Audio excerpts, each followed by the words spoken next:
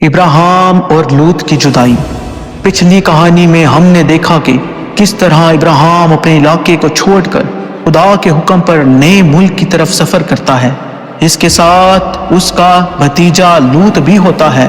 دونوں کے پاس بہت سے مویشی، خادم اور دولت ہوتی ہے اور خدا انہیں برکت دیتا ہے، لیکن جیسے جیسے ان کے ریوڑ بڑھتے ہیں ایک نیا مسئلہ پیدا ہوتا جاتا ہے۔ زمین پر جھگڑا کیوں ہوا؟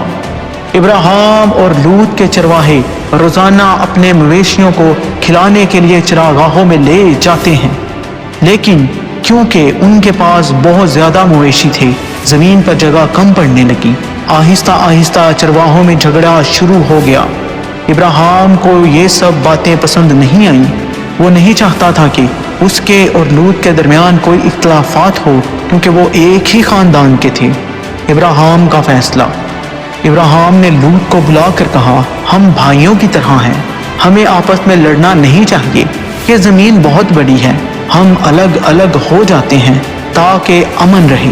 تم اپنی پسند کی جگہ چن لو، اگر تم بائیں طرف جاؤ گے تو میں دائیں طرف چلا جاؤں گا، اور اگر تم دائیں طرف جاؤ گے تو میں بائیں طرف چلا جاؤں گا۔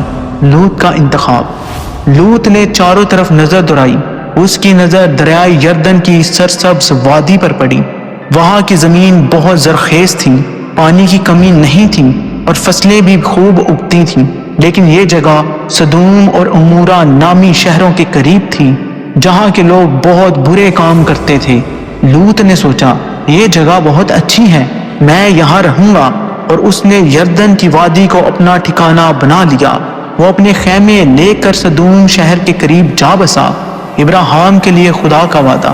لوط کے جانے کے بعد خدا نے ابراہیم سے کہا، ابراہیم، اپنی آنکھیں اٹھا کر دیکھو، جتنی زمین تمہارے سامنے ہے میں یہ سب تمہیں اور تمہاری نسل کو ہمیشہ کے لیے دوں گا۔